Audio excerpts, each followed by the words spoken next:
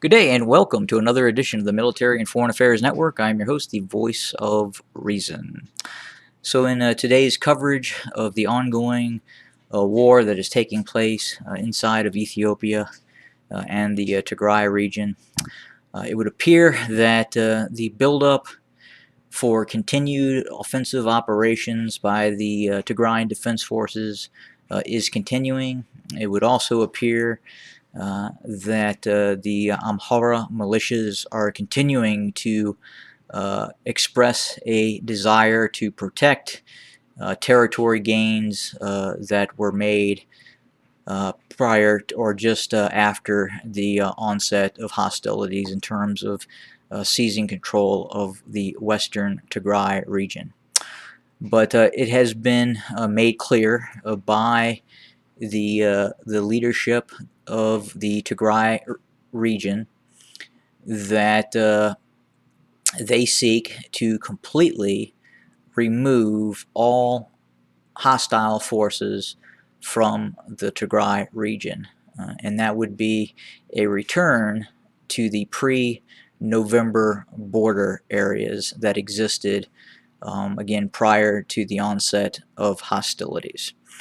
It would appear that we are seeing a very large-scale buildup of the Tigrayan Defense Forces looking to start an offensive in western Tigray to remove these Amhara and Eritrean forces from those areas. It would appear that the TDF is starting to now motorize. We are seeing large columns of heavy trucks and vehicles transporting large bodies of men and material in a westerly direction.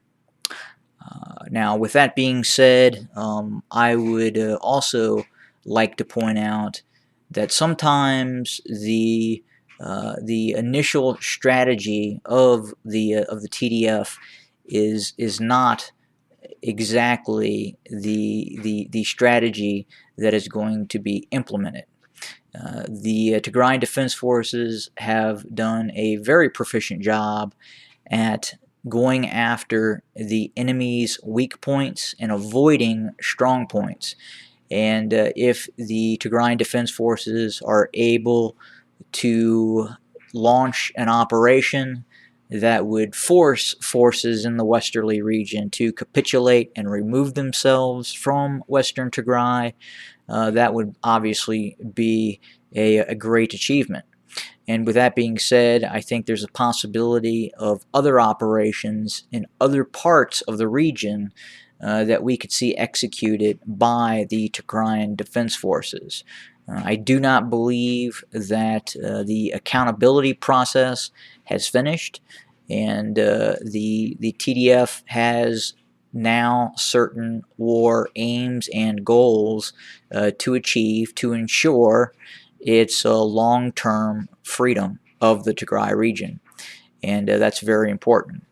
Next is also not just removing those forces from western Tigray, but obviously having the ability to create an atmosphere where the Tigray region is not under siege, where it is not hemmed in and it can be strangled from the outside by blockade. And that's now what is currently occurring.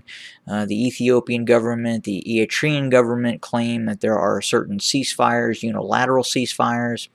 However, a blockade is an act of war. That is not an act of a ceasefire. So there is no ceasefire. The Tigray region is under hostile blockade. And that is going to be something that the Tigrayan Defense Forces are going to look to rectify. But again, as we speak, very large-scale buildups of forces moving towards western Tigray. We've also seen some operations in northern Tigray along the Eritrean border. in which the Tigray Defense Forces has engaged Eritrean army units near the border, and we could see further operations again in terms of going after the weak points in the Eritrean military.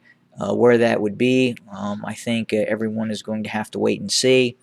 But again, the methodology of going after the enemy where he is weak and avoiding where he is strong has paid dividends in the past, and I think we can see that sort of strategy to continue. The TDF is now rebuilding and shifting more towards a conventional capacity in terms of being able to move units via mechanization or motor vehicle, and that process will continue. I've talked about the the types of weapons that I think the TDF should be acquiring when that ability is available, and again I'm making a video on that subject, and I will have that out soon. Have a great day, everybody.